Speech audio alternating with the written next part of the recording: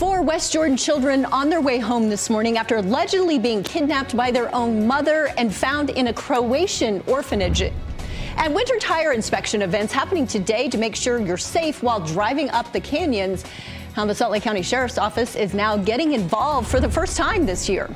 And a celebrity surprise for some local high school students. How this High School Musical star inspired current East High students. Live and streaming, this is KSL News Now. Good morning, everyone. Thanks so much for being with us for KSL News Now. It is Friday. We are happy about that. I'm Lori Pritchard. Brian Carlson is here. Well, we got some problems out there on the roads that you've been kind of watching back and forth, running back and forth, I should say, from the traffic center. It's tough to see out there. Yeah, it is. Matt Johnson, let's talk about that fog because it has really been patchy in some spots. Yeah, it's been thick in areas, and it just kind of comes and goes on your drive. So just a heads up, that's kind of what makes it really dangerous, right? You'll be going 70. Clear skies, boom, hit a patch of fog, you gotta be careful. And some of this fog is actually freezing to the road surface and vegetation surrounding the road. Pretty thick fog right here. This is a screenshot from 1 minute ago. SR 201 in West Valley, heads up.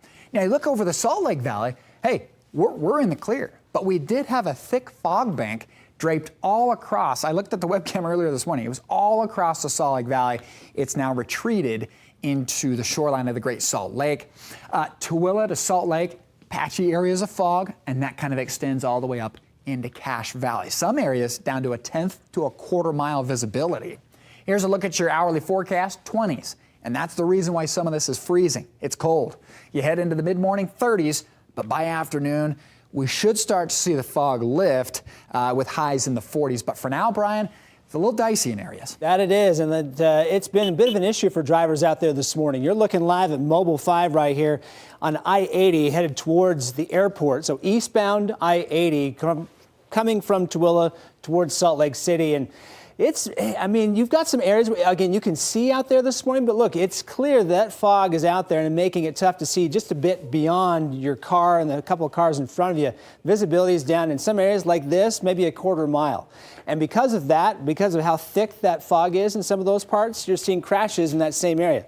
Going in just a little further in towards Salt Lake City on I-80, right here Redwood Road, you've got a crash here on the on-ramp right there. Now, it was a little thicker of fog in this area, maybe half hour ago this morning. Starting to lighten up here just a little bit, but as you can see, that same stretch. So our driver right there going through on Mobile 5 near the airport, you back that up a little bit towards Tooele, and then you're seeing some ice and those conditions with the fog mixing together, and that's problematic. The orange is the fog right here affecting the roads. You can see that entire stretch from Tooele into Salt Lake makes for a real pea soup version of the morning drive, Lori. Yeah, it could be a mess out there. Thanks for watching that for us, Brian. Just into our newsroom this morning, the 4 West Jordan children who were allegedly kidnapped by their mother are headed back to the U.S. Kenny Seymour, the father of 3 of the children, says that his ex-wife, Alicia Seymour, took the kids overseas to Amsterdam. He spent weeks searching before he was notified that his ex-wife had been arrested in Croatia and the children were left in an orphanage. After almost a week of investigations and paperwork, police have returned the children's passports, and Seymour will be taking all 4 of them home. Right now, a GoFundMe is up to pay for those legal expenses and for flights home. A link to that GoFundMe can be found on our website, KSLTV.com. 5.5 months after a fire destroyed restaurants and bars on Salt Lake City's Main Street, one of those businesses is now officially open again. Whitehorse is now up and running. The owner says that they would still be closed if it weren't for help from the community and the city. He also tells us his other business that was destroyed, Whiskey Street, will still take time to build back. But this opening is something to celebrate. This has definitely been emotional, but it's also been fun to see the creation to get to today. It's been all gas and no brakes to get us back up and running, and we're happy to be here. Whitehorse is off to a busy start. We're told the Valentine's Day and the next 6 weekends are already booked. Right now, a Kearns family is out of their home after a fire caused significant damage. Fire crews responding to the scene saying they found flames shooting out of the home. Take a look at some of these pictures that we have. The flames were shooting out. It happened around 3 o'clock Thursday afternoon. 2 people were inside. They did get themselves out. They were both taken to the hospital. Firefighters say that fire started in a bedroom and they don't know the exact cause.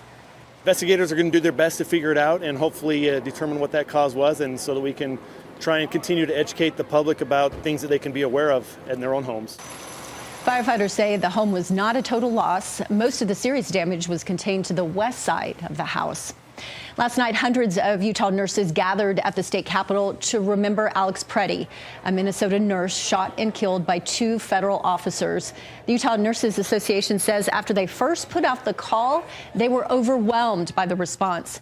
New video surfacing from 11 days before Preddy was killed. It shows him kicking out the taillight of a car belonging to immigration enforcement.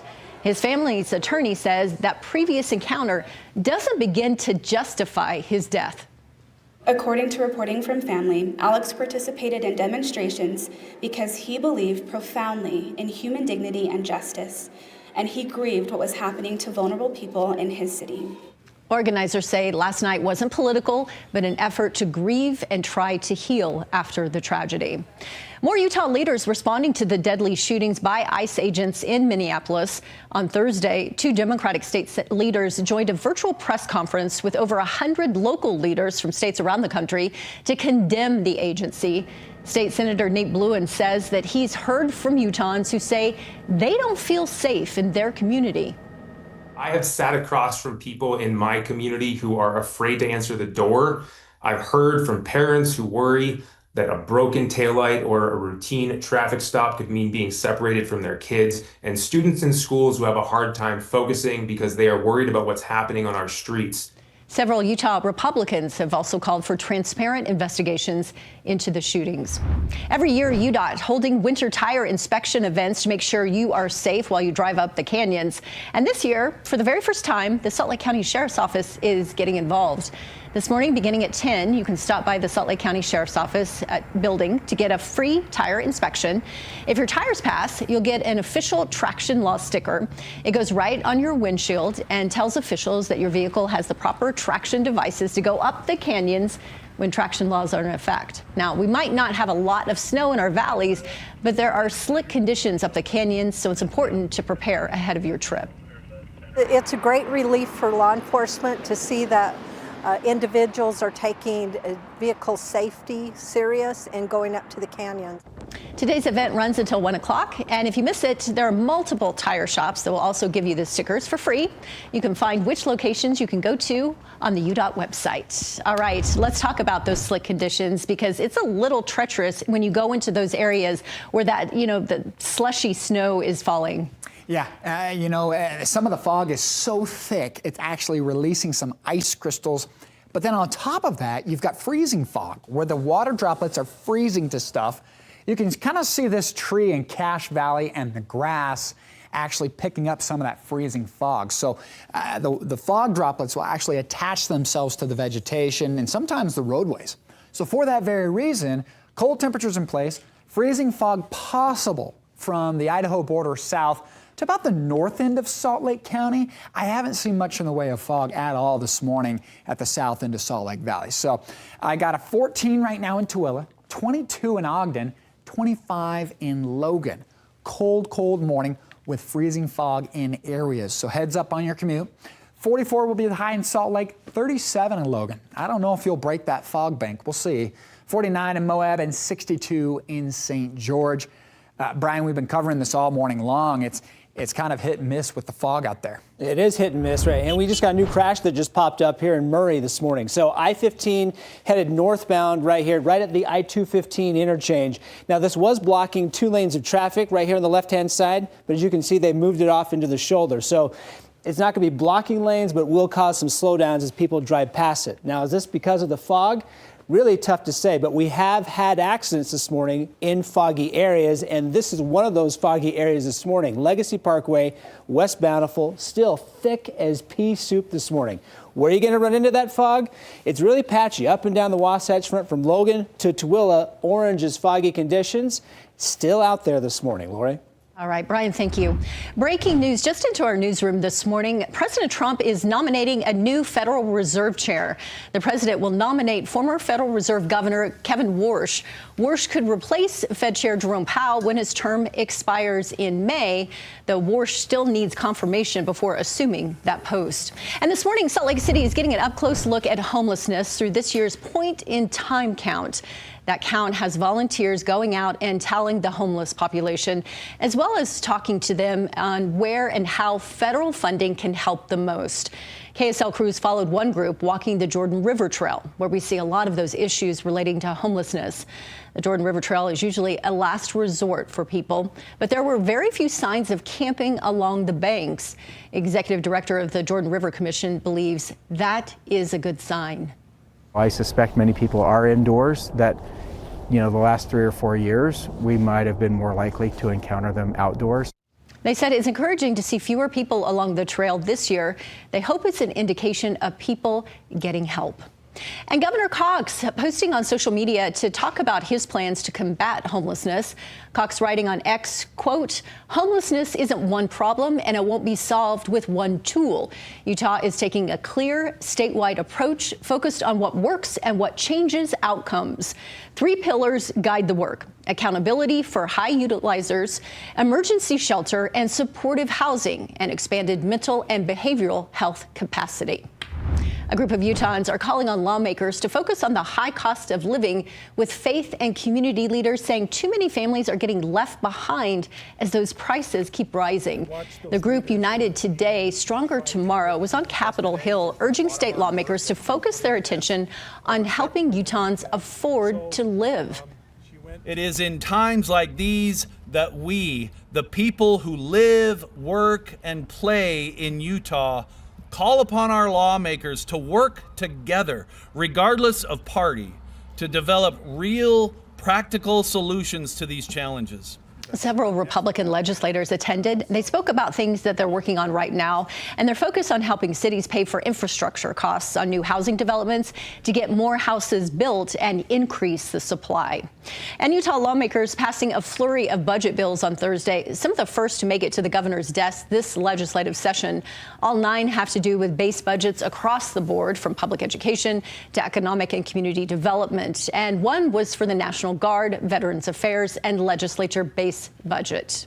One Utah lawmaker is hoping to raise the state's minimum wage from $7.25 an hour to $20 an hour. Democratic Senator Nate Bluin is sponsoring this bill. He says the reforms are needed to boost the quality of life. The bill would also require Utah's minimum wage to increase at least once a year to keep up with inflation. Bluin says he's open to potentially making exemptions for small businesses. Right now, the bill is in a Senate committee. And the state legislature has introduced about 100 bills just in the last week, 704 now being considered on Capitol Hill. We've already introduced you to several of them, and you can get caught up online and stay up to date right here on KSL TV. All right, let's get back to Matt Johnson, who is tracking our forecast for us on this Friday morning.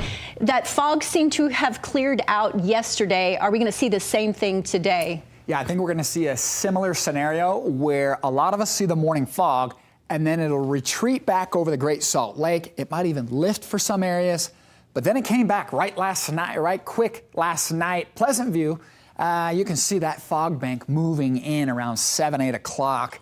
And in Bountiful, wow, it's like a clash of skies. You got this fog moving in, and then the Bountiful bench actually sat above most of that fog. Right now, this image taken about 30 seconds ago from SR 201 in Magna, I got freezing fog. It's attaching to the trees, the vegetation, and even some locations on the road. Most of the fog that me and Brian have been able to spot this morning is around the periphery of the Great Salt Lake and up in Cache Valley. If you live in Murray, point southward, really we haven't seen much in the way of visibility problems. High pressure over the west coast is going to be moving in over the weekend. You can see this model depicting that fog around the shoreline of the Great Salt Lake. It is predicting a breakup by this afternoon. But just like yesterday, some of us may see it linger. Cloud cover overnight, tonight, and into tomorrow. You'll notice tomorrow afternoon, though, Friday at 4 o'clock, looks pretty good. You move into Sunday, high clouds yet again. And sometimes high clouds or thicker cloud cover up above can actually help to serve to break up some of that fog. So that could be good for us. Overnight fog possible over the weekend. I'm also talking about mid-afternoon or mild afternoons for most, keyword most here. And that's because just like yesterday afternoon, some of us could hold on to low-lying cloud cover, and cold pooling. That could keep temperatures down from forecast highs. I got you for mid and upper 40s across the central half, down to the south. Most everybody hovering the 50-degree mark. Though St. George, yep, they're warmer, 62.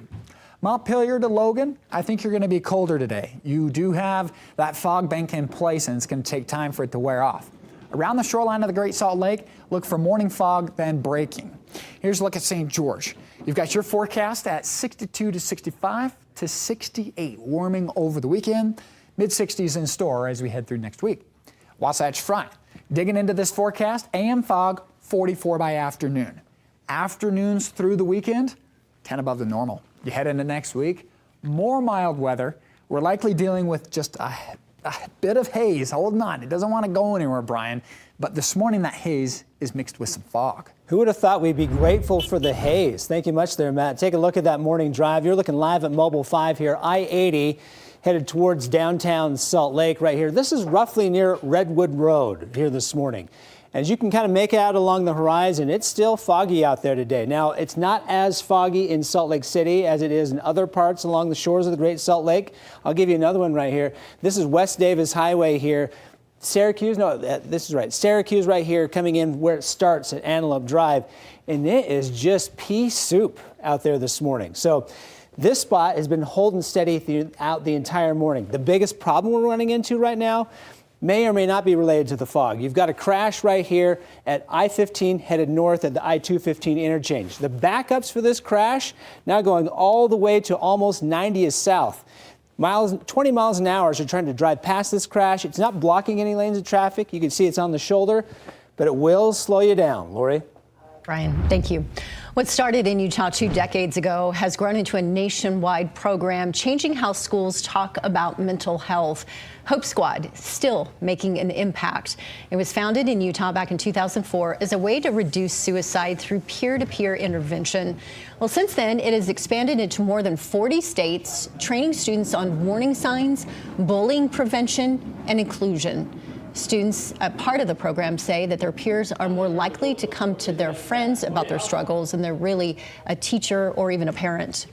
And I've helped many of my friends get help that I would have never known that were struggling if I didn't have training in Hope Squad. Yeah, the goal here is to place a Hope Squad in every Utah school. If you'd like to get involved or help advocate for the program at your child's school, you can visit their website, hopeforutah.com. Salt Lake City's Pioneer Park is about to get a massive makeover, but it could impact some big Salt Lake events this year, like the farmers market. Construction set to begin in early March and take about 6 months, according to Salt Lake City. Leaders of the farmers market, which draws in over 10,000 visitors every Saturday during the summer, they're currently working into alternative locations this summer. However, no decision has been made just yet. Project plans for the park call for more trees, public restrooms, and a new promenade and a pavilion for events. Today marks 1 week to the day until the Winter Olympic Games begin in Italy. Members of our KSL team will be in Milan and Cortina following our Utah athletes and keeping us updated on all the fun that's happening. And with those Winter Olympic Games just around the corner, Salt Lake City leaders hope families will come to the plaza of the library downtown to watch it together. The free event will run from February 6th to the 22nd, and then again March 6th to the 15th for the Paralympic Winter Games. The hope is to cheer as a community and celebrate Utah's growing Olympic legacy. What we're also doing is reclaiming this space as a winter space, as a year-round space, not just where our summer festivals are hosted. The watch party will kick off with several special events on the 6th at the Civic Center at 450 South, 200 East, right here in Salt Lake City, and I will be your MC for the evening. If you can't make it to that watch party next Friday, you can also see the opening ceremony for the comfort of your very own home. It airs live at noon 1 week from today, right here on KSL. And if you miss it, we'll show it again in its entirety that evening at 7 o'clock.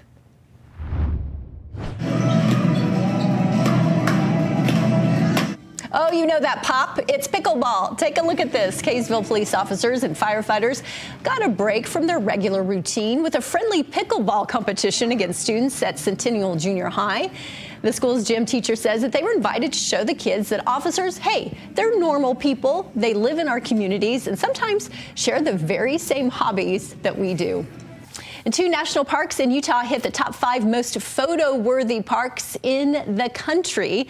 The POPSA Photo Index shows that Zion and Bryce Canyon National Parks came in 4th and 5th respectively for most pictures taken in national parks across the country. The top spots were taken by the Grand Canyon, Yellowstone, Yosemite, in that order.